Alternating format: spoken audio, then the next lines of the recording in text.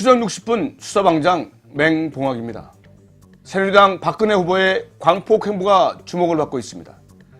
자신의 아버지의 정적이었던 고 김대중 노무현 대통령의 묘역과 부인들을 차례로 방문한 데 이어 전태일 제사까지 찾았기 때문입니다. 그러나 순탄할 것만 같았던 그의 광폭 행보는 전태일 열사의 유족과 노동자들의 반발에 직면했습니다.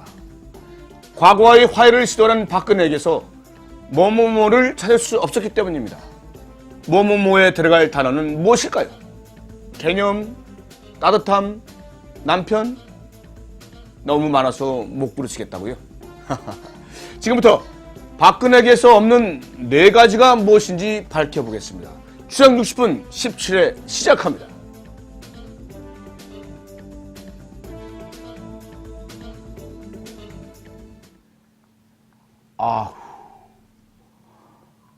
아니 이런 씨부랄. 내 페이스북에 왜 나타나고 지랄이야. 진짜. 여기도. 오늘 완전 재수없겠구만. 왜 쥐들이 이렇게 많이 나타나는 거야. 완전 왕쥐가. 씨. 방장님 왜 그러세요? 혹시 방장님 타임라인에도 이명박 나왔어요? 이것 봐. 안 그래도 재수없게 생긴 놈이 셀카까지 찍어서 올리고 지랄이야. 예전에 이 트위터 한답시고 왼손으로 마우스질 하더니 이제는 페이북까지 시작한 거야? 임기 말년에 조용히 있다가 사라져주기를 바라는 국민의 마음은 아는지 모르는지 이젠 스마트폰에도 등장하시는구만. 제발 좀 아웃 해달라 좀. 제 페북에도 종종 이명박 소식이 뜨더라고요. 짜증나 죽겠어요. 소통의 소자도 모르는 대통령이 페북이라니까 이제는 SNS로도 괴롭히는가 싶더라고요. 그러게 말이야. 세상에 망조가 들었는지 왜 다들 안 하던 짓을 하는 거야? 박근혜는 과거와 화합한답시고 그 김대중 노무현 대통령 묘역에 찾아가지를 않나. 광폭 행보의 광자가 이 널뿔 광자인지 미칠 광자인지 헷갈린다니까? 저는 후자의 한 표요. 보수 언론에서는 박근혜 후보의 행보를 대통합의 시작이라고 추켜 세우고 있지만 사실 그 과정을 살펴보면 예의 없는 박근혜의 모습이 적나라하게 드러나고 있습니다. 일반적으로 정치인의 일정은 미리 계획한 대로 정해집니다. 경호와 의전 등의 준비를 해야 하기 때문이죠. 그런데 이번 박근혜 후보의 노무현 대통령 묘역 참배는 봉하마을 도착 몇 시간 전에야 겨우 통보됐습니다. 이 표를 보시면 박근혜 후보가 노 대통령 묘역을 참배한다는 언론 보도가 나왔던 시간이 오전 8시였습니다. 보도가 나오자 언론사들은 일정을 문의하기 위해 노무현 재단과 봉하마을에 연락을 했지만 재단 측에서는 별다르게 답변을 해줄 수가 없었습니다. 당연하겠지. 얼마나 황당하겠어. 미리 협의나 통보도 못 받았을 테니까. 완전 쌍뚱맞은 거 아니야? 그렇죠. 언론 보도가 나오고 3시간 반이 지나서야 봉하마을에 연락했고 이에 노무현 재단과 봉하마을은 최대한 정중하게 맞이하겠다는 입장을 밝힌 것입니다.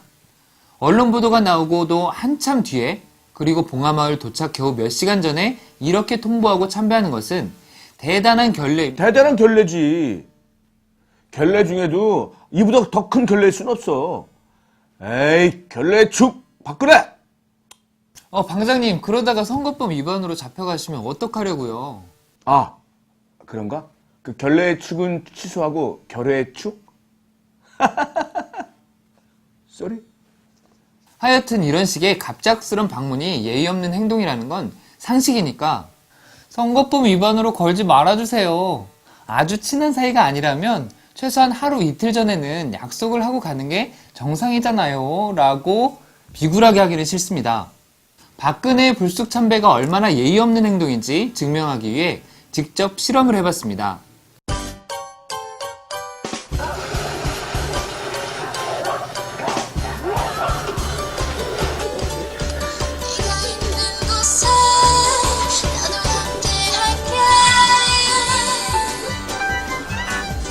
여보세요.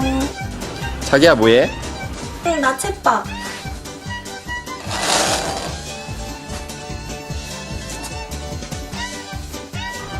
나 집 앞이야. 잠깐만 나와봐. 어? 어디라고? 집 앞이야. 보고 싶어서. 잠깐만 나와봐. 왜 얘기도 안 하고 왔어? 우리 공주님 보고 싶어서 왔지. 오늘은 부모님 오셔서 안 돼. 부모님? 두 분 다 오셨어. 잠깐만 얼굴 보면 안 돼? 안 된다니까? 시간이 뭐야? 그래. 내 말이. 제 딴에는 깜짝 이벤트라고 여친 집 앞에 가서 선영아 잠깐만 나와봐 이러면 여친이 쪼르르 하고 나와서 조공할 줄 아나 보지? 절대 너 네버 결코 네버 준비하는 데만 1시간 정도 걸릴 텐데 그것도 모르고 다음에 너 보고 싶을 때 또 올게 그랬다간 1시간이 아니라 하루 종일 기다려도 못 만날걸? 연인 사이나 친한 친구 사이에도 지켜야 할 예의가 있듯이 박근혜 씨도 나이 헛먹은 건 아니니까 기본적인 건 좀 지켰으면 좋겠습니다. 그렇지 않으면 계속 욕먹게 되는 거죠. 유신 독재 시대 청와대에서 18년이나 생활한 공주님이라서 그런지 상전이 하인 집에 불쑥 찾아가듯 한다라고 말이죠. 상전이 하인 집에 드나들듯 한다. 하긴 어린 시절에 공주 대접, 영부인 대접 받고 자랐으니 불쑥 방문해도 뭐라 할 사람이 없었겠지. 내가 계산해보니까 말이야. 박정희가 5.16 쿠데타를 일으킨 1961년에 박근혜는 10살이었고 박정희가 죽은 1979년에는 28살이었더라고. 청소년, 청년기에 박정희의 죄앙적 고유지를 보고 배웠을 테니 어련하겠어? 내키는 대로 하면 그만인 거지 뭐. 내키는 대로, 지 꼴리는 대로. 조기 교육의 안 좋은 예라고 할 수 있겠네요. 그런데 박근혜의 문제는 일방통행뿐만이 아니었습니다. 박 후보는 지난달 28일에 산업화 세력과 민주화 세력의 대통합을 이야기하면서 전태일 재단을 방문했는데 진정성이 없다는 이유로 전태일 열사의 유가족과 노동자들의 거센 반발에 직면해야 했습니다. 그래, 기억나. 전태일 열사 동상 앞에서 박근혜는 웃고 있고 쌍용자동차 노동자는 멱살 잡혀서 끌려나가는 사진이 아주 인상적인데 말이야. 마치 지금의 현실이 그대로 드러나고 있잖아? 그렇습니다. 사진 속의 주인공이었던 쌍용자동차 노조 김정우 지부장을 만나서 당시의 이야기를 들어봤습니다. 열사의 정신을 과연 알고서 그런 행보를 하는가라고 하는 무거운 마음과 그런 것들이 작용이 됐던 거고, 열사의 그 동상을 욕되게 하고 싶지 않다라고 하는 마음에 뛰어서 동상 앞으로 갔고, 박근혜 씨가 진정성이 있다 무릎을 꿇어야지. 그러면 거기서 무릎을 꿇고 석고대절을 하든가, 그런 최소 그 정도 돼야 되지 않나요? 저는 거기서 뭐 어떤 진정성이라든가 이런 것을 느낄 수 있는 건 아니었다 이렇게 볼 수 있는 거예요. 그래서 하나의 역사의 장면이 아닌가 생각해요. 감히 저항하는 노동자의 멱살을 잡고 그걸 하지 말라고 하는 그 수행하는 사람들의, 보조하는 사람들의 그런 행보도 역사에 참 같은 거야. 그러니까 이것이 진정성이 있다면 과연 나의 멱살을 잡을 수 있을까? 정말 진정성 없이 사진 하나 찍으려고 하는 그들의 세력이다. 그들은 얘기하겠죠. 우리가 진정성을 몰라준다라고. 하지만 저들은 진정성이 진짜 있냐? 없죠. 여기서 20일을 넘게 농성하고 있었습니다. 여기서 20일을 넘게 하고 있는 거예요. 그런데 이 여의도 새누리 당사 앞에서 박근혜를, 당사무실이 이 뒤인데, 이게 당사무실인데, 당사무실이고 박근혜 캠프야, 여기. 여기 와서 20일 넘게 떠들고 목소리 내서 소리, 단 한 번도 면회를 안 시켜주는, 면담을 안 해주는데, 과연 그들이 진짜로 그런 생각이 있느냐? 새빨간 거짓말이죠. 현실적으로 놓여 있는 당신의, 그들의 문전 앞에서 농성하고 있고 비늘 하나 덮어 씌우고 잠자고 있는 이 처절한 노동자들에게 그것을 외면하고서 거기 와서 그렇게 한다? 열사의 재단에 와서 꽃을 놓는다? 역사를 부정하는 거죠. 이거는 도저히 이해될 수 없는 거고 용서할 수 없는 거죠. 현재 쌍용체육고 노동자들은 새누리당 당사 앞에서 한 달이 넘게 노숙농성을 하고 있습니다. 22명의 목숨을 앗아간 쌍차 문제 해결을 위해 여당인 새누리당에서 국정조사와 특별법을 제정하도록 요구하는 것입니다. 바로 코앞에서 농성하는 사람들에게 눈길 한번 주지 않으면서 대통합의 행보를 하겠다는 것은 위선이고 거짓에 불과할 따름입니다. 그렇지. 진짜로 산업화 세력과 화해를 하고 싶다면 전태일 열사의 정신이 무엇인지부터 살피는 것이 우선일 텐데 현실에 산재해 있는 노동 현안을 무시하고 어찌 전태일 정신을 이야기할 수 있겠어? 국회에서 쌍용 자동차 문제 해결을 위한 환경노동위원회 소위원회를 구성하자는 것조차도 새누리당이 합의해주지 않고 있는 파이니, 그리고 쌍용차 문제는 개별 회사의 문제가 아니라 국가기관에 의한 폭력, 은행권과 경찰, 사법부가 하나로 묶여서 이루어진 하나의 사건이기 때문에 국정조사를 통해서 진실을 밝혀야 합니다. 새누리당에서는 국정조사도 반대하는 입장이죠. 진상조사에 합의하지 않는 새누리당의 의도는 결국 노동자와 서민을 살필 의지가 없는 거라고 볼 수밖에 없습니다. 이러한 정당의 대선 후보가 전태일과 화해하겠다니 진정성을 의심받을 수밖에 없는 거죠. 박근혜의 한계를 아는 사람들은 이렇게 말하고 있습니다. 정말 이 자리에서 형이 부탁했던 것은 근로기준법을 준수하라. 그리고 우리는 기계가 아니다. 라고 계속해서 얘기해 오는 자리에서 박근혜가 이 자리에 와서 여기 동상에 그의 꽃다발을 놓고 그리고 민주화 세력 그리고 민주화 산업화 세력이 화해하겠다고 하는 자리로 일방적으로 오는 자리에도 역시 필름이 없는 그러한 자기들이 진실성이 없는 그러한 자리로 일방적으로 왔기 때문에 그 사람이 여기 오기 전에 먼저 정말 마음속에 진실을 담는다면은 현장에 뚜렷하게 남길 수 있는 그 마음의 필름이 있어야 된다고 생각을 합니다. 돌아가신 분들에 대한 추도하는 마음을 가지고 건 좋습니다.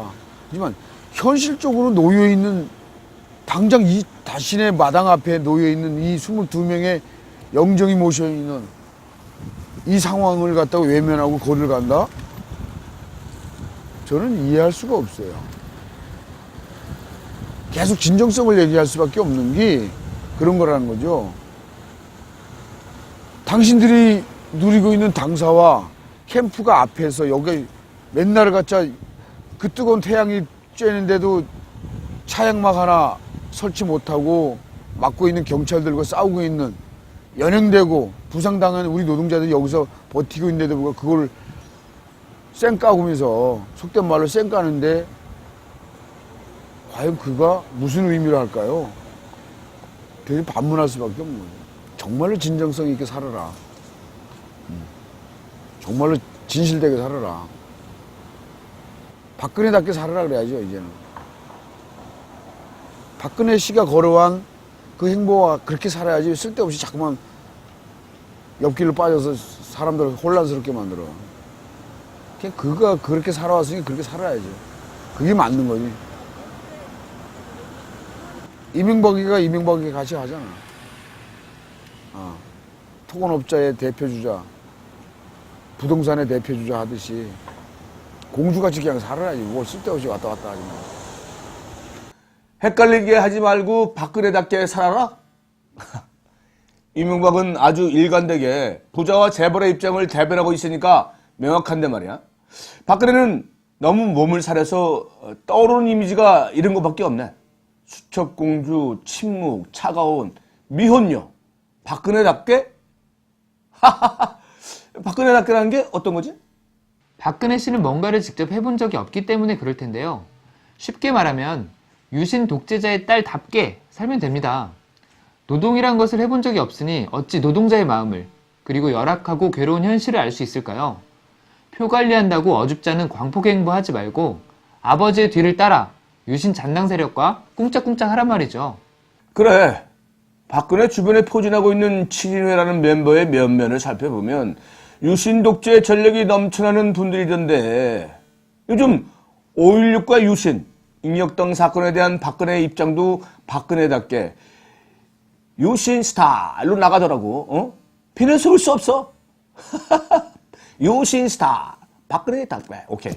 박근혜가 진정 전태일 정신을 알고 있을지도 의문인데요. 박정희 지지자들은 박정희 시기가 조국 근대화의 시기라고 말을 합니다. 하지만 실상을 알고 보면 겉으로는 경제 건설을 얘기했지만 실제로는 총력 안보 체제였습니다. 강력한 반공과 안보를 기반으로 독재가 이루어진 것이죠. 국가가 수출의 목표를 정하면 노동자들은 장시간, 중노동, 저임금의 비인격적 대우를 감내해야 했고 박정희 시대의 노동자들은 세계 최장기 노동시간에 시달려야 했습니다. 세계적으로 8시간 노동자가 정착되던 시기에 청계천 피부공장에서는 하루 14시간 이상씩을 일을 했으니 그게 바로 조국 근대화의 실체지. 당시 여성 노동자의 생활을 수기 위해서 많이 나왔던 저축의 비결이라는 게 점심을 굶고 물을 먹었다는 것이니 얼마나 비인간적 삶을 살게 되냔 말이야. 박근혜가 그걸 알까? 과연? 알아? 박근혜 씨는 노동을 해본 적이 없는 사람입니다. 어릴 때 청와대에 들어가 있었고, 그 다음에 1974년에 유경수 여사가 서거한 이후에 1974년 하반기부터는 퍼스트 레이드로 있었어요. 다시 말하면 1972년부터 79년 사이가 유신 독재 시대인데 74년부터 79년 사이에 퍼스트 레이드로서 유신 독재 체제의 권력의 한 명 중에 핵심 멤버 중에 한 명이었습니다. 그는 무엇을 했습니까? 노동을 한 것이 없죠. 그는 여성 구국 봉사단을 만들었어요. 구국이란 말이 뭐죠? 안보 조직이에요. 여성 안보 조직입니다. 그거 여기서 뭘 했습니까?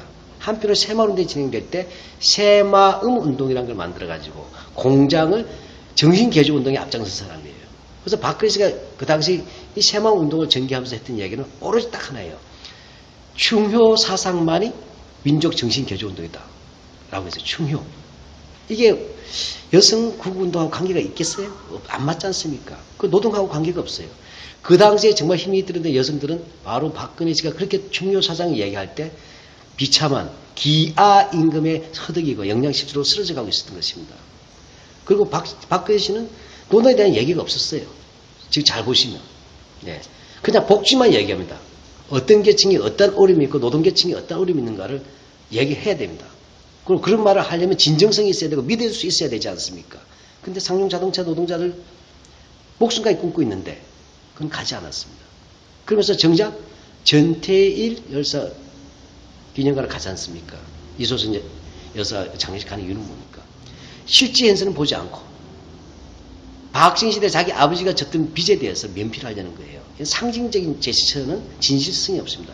현재 존재하는 노동 문제에 대해서 아무런 해결책을 하려고 있지 않아요. 과거에도 안 했고 현재도 안 하지 않습니까? 근데 미래 어떻게 노동에 대해서 그분이 올바른 노동관을 가지고 노동자 입장을 대변할 수 있겠어요? 노동을 해본 적도 없고 관심도 없고 해결책도 없는 사람 박근혜가 전태일과 악수를 할 수 있을까요? 박근혜는 전태일과 악수하러 가는 것이 아니라 사죄하러 가야 합니다. 박정희 시대의 조국 근대화, 산업화라는 미명하에 희생하고 헌신했지만 아무런 대가도 받지 못하고 쓰러져간 노동자들이 오늘날에도 쌍용차에서, 기름에서, 한진에서 버려지고 있습니다. 한국 경제를 일으킨 진정한 주역임에도 불구하고 많이 죽고 감옥에 가야만 했는데 23살의 전태일은 분실까지 했는데 이건 손을 내밀 문제가 아니라 무릎 꿇고 100배 사죄하러 가야 할 문제입니다. 아버지를 대신해서라도 유신 때 퍼스트 레이디로서 권력의 한 축으로서 책임이 있기 때문에 사죄하러 가야 하는 문제입니다. 그리고 그 사죄의 진실성이 있을 때만이 화해의 여부도 고민할 수 있을 것입니다. 추정 60분 마치겠습니다. 감사합니다.